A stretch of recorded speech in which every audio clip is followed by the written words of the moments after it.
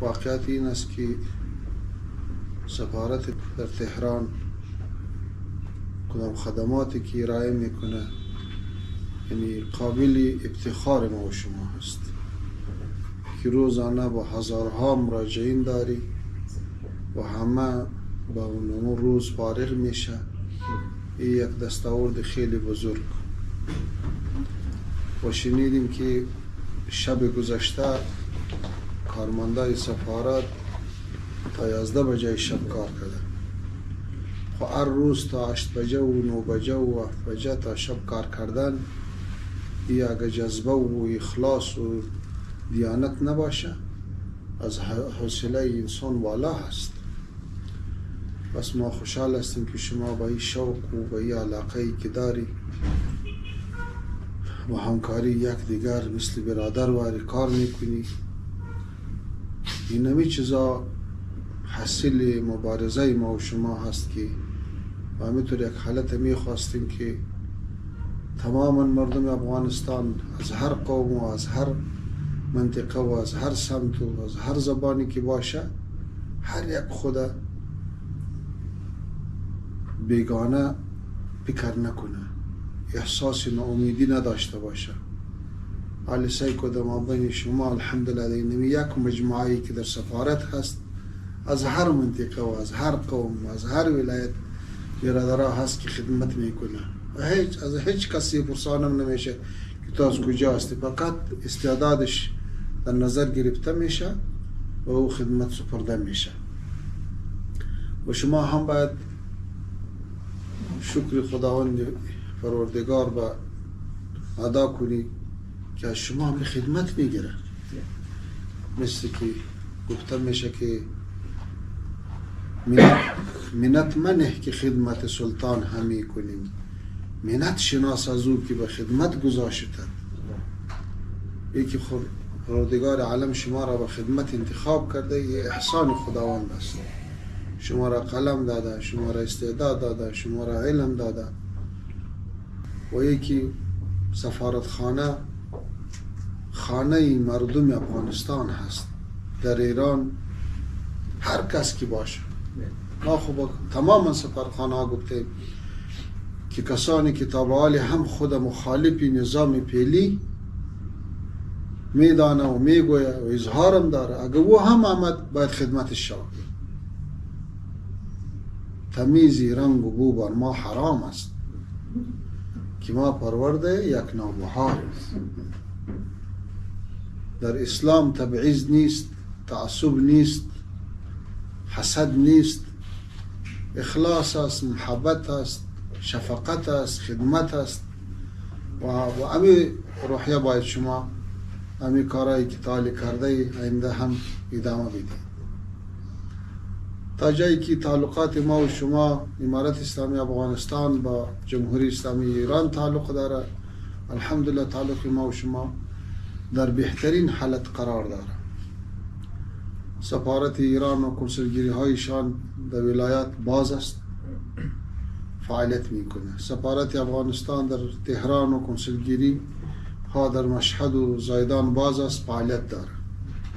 روابط تجارتی داریم و بسیار از پروژه ها کار شروع است که دیگه هم پیشرفت داشته باشیم، هم در عرصه اقتصاد، هم در عرصه سیاست، هم در عرصه فرهنگ، هم در عرصه ترانزیت. چند روز پیش که محترم الله برادر اخوان و یک تیم کلان امرایشان آمده بود، بسیار از توافقات شد. امیدوار هستیم که هسته او هم عملی شود. شما هم باید زیادتر توجه به این مسائل داشته باشید.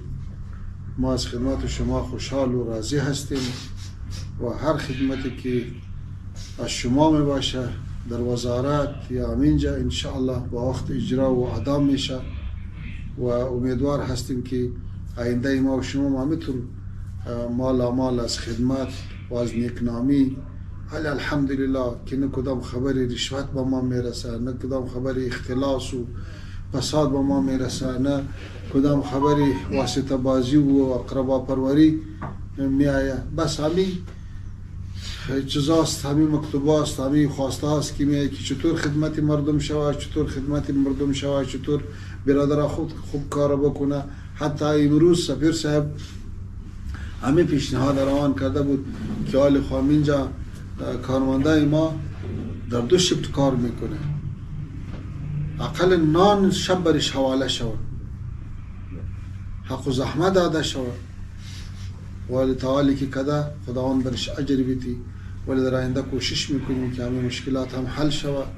امیدوار هستیم که همیشه ما و شما همه تو به خوشحالی یک جای شویم، مثل که افغانستان متحد و متفق و آباد معلوم میشه و امن و امان است و مردم خوشحال است و یک جای از یک جایی که به دیگه جای میره. همینجا هم همینطور یک فضا حکیم است، هر کس که میآید احساس بیگانگی نداره. شما در خدمتشان هستی، خداوند به شما اجر میده و نزد مردم هم نیکنامی نصیب شما میشه. از خداوند دیگه هم برای شما توفیق میخواهیم و آخر دعوانا الحمد لله رب العالمین. نخست تشریف آوری جناب شما را و همراهان معیتی شما را در جمهوری اسلامی ایران تبریک میگویم و شما در این کنفرانس عزتمند شرکت کردین و بیانیه های شما را شنیدیم که بسیار الحمدلله افتخار آفرین بود که مسئله قضیه فلسطین است و شما در این روزها سخت با ایمان، جرأت و شجاعتی که دنیا برای افغانها قائل است شما موضع گرفتین و بیانیه دادین، سخت برای ما افتخار آفرین بود. جناب وزیر صاحب از شما تشکر میکنیم. جناب وزیر صاحب، همونطور که افغانستان ما یادآور میشیم که لابراتوار نظام های عجیب بود، از شایع گرفته تا جمهوری هایی که ما تجربه کردیم، ولی تجربه های تلخی بود که این ملت سپری کرد. الحمدلله امروز امارت اسلامی افغانستان تحت رهبری امیرالمومنین و اعضای دلسوز فداکار و مجاهدشان و شمول جناب شما و دیگر بزرگایی که نامشان ما نمیگیریم، همین که یاد میکنم کافی است. الحمدلله این نظام پیش میره و ملت مطمئن است. پیشنهادی که ما حضور شما داریم جناب وزیر صاحب، از عمر امارت اسلامی 2.5 سال میگذره. الحمدلله تا نیست اون مشکلات ها و بدنامی هایی که ملت افغانستان دچارش بود فضل خدا از اون نجات پیدا کرده. استنباط از فرمایشات قبلی شما، ما امیدواریم که افغانستان را خانه ملت افغانستان معرفی کنید که الحمدلله با تمام رواداری و دیانت از امارت اسلامی افغانستان لبیک گفت و اطاعت کرد.